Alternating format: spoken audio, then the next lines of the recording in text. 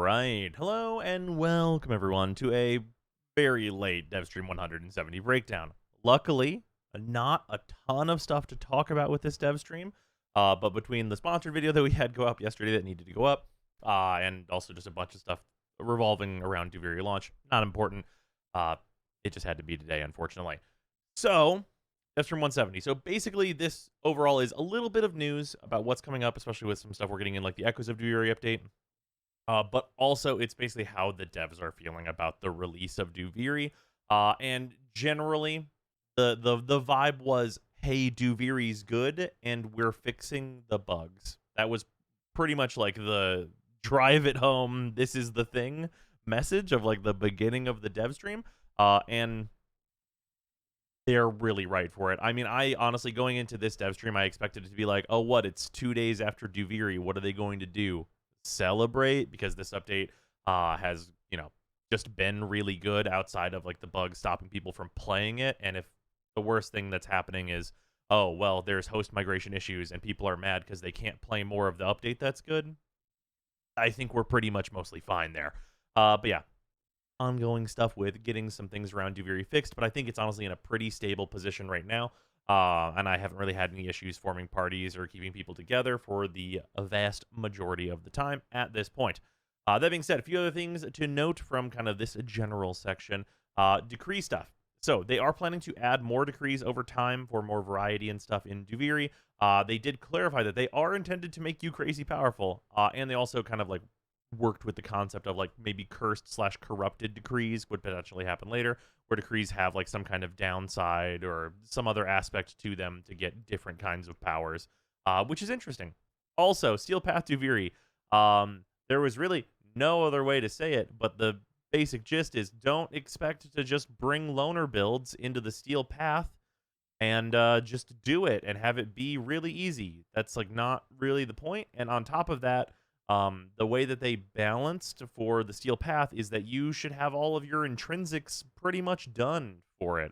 A lot of like the number 10 intrinsics don't really factor into like your kind of overall power that you're going to be able to put out into Duviri.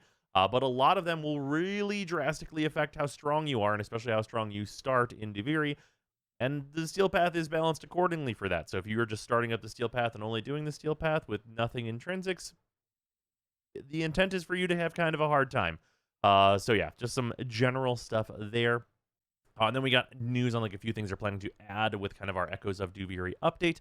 And that is the new Warframe. So this is a Warframe that was apparently, originally slated to come with Duviri, but just with all the things, is now in the Echoes update. And he looks really cool. This is Kullervo, and he just has hella knives stuck into him. I think his design is really cool. They did have him walk around a little bit on stream just so we could see kind of like the fashion and the look to him. This is the first Warframe in a long time, notably. I like both of his helmets. They did show us his alternate helmet, which is basically just like this helmet, except for without the little like things on the sides. But I think that both helmets are good, and it's been a while since that's been the case. But that's a very minor note. He seems cool. We did not get to see any of his powers, but we do know that he is a DPS-focused Warframe, so expect him to be a high damage dealer, or at least that is the intent, of course. Alongside that, he is getting a shotgun signature weapon, which is kind of like a cartridge shotgun. Obviously, no word on how that's going to work, but I think the design looks very cool. It's very reminiscent for me of the Latum. So we'll see maybe his signature weapon is going to be an Incarnon. That would probably fit right alongside him being like a Duviri adjacent Warframe. So be really interesting to see like a kind of a second different style Incarnon shotgun, perhaps, with this. Also, gardening, for those of you that remember that they are adding gardening for Duviri, they apparently went through a few different iterations of this. It did not make the cut for like final like initial release of Duviri, and just in general, it's being scaled down. Which they basically stated this just to not disappoint people when it does release. For the few people that were, well, maybe not the few people, but the people that were looking forward to the gardening aspect of Duviri, it is going to be a more scaled down version of that whenever they do release it.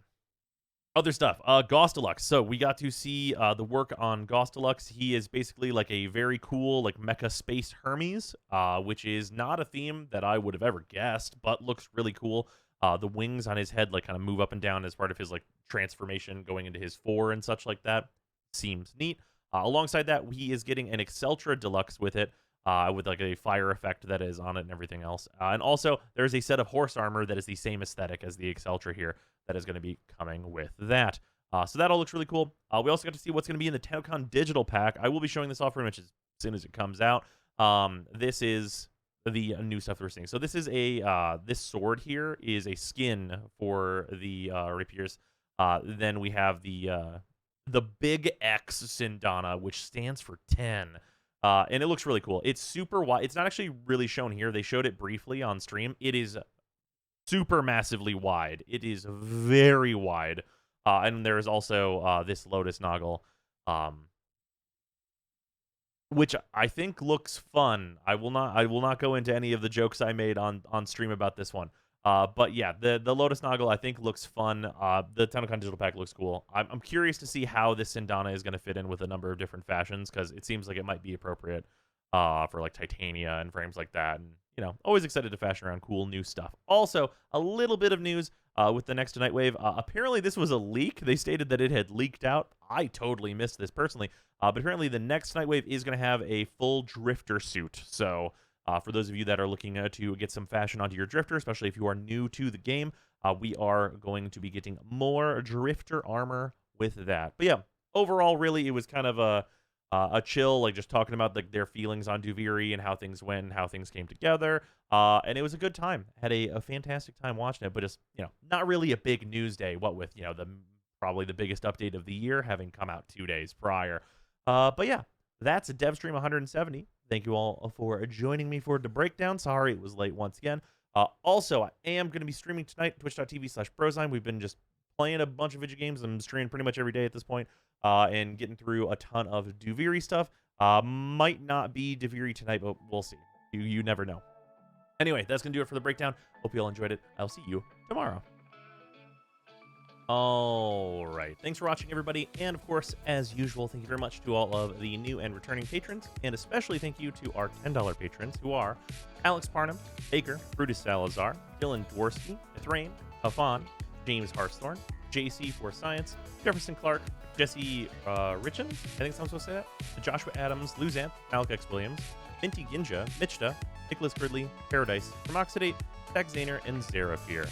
And also thank you to, of course, all the rest of the patrons. It has been really stellar with the support from you guys and everything. It has been much appreciated and really allowed me to go deep on doing website stuff with the free-to-play through and everything, which is, of course, ongoing. This month should be Duviri, so it should be extremely exciting going forward. Yeah, I'm just very excited for Duviri, getting to do all the guides and things, getting the critical path index done, and, well, maybe not done, but more complete. Anyway, thank you for watching, and much appreciated, everyone.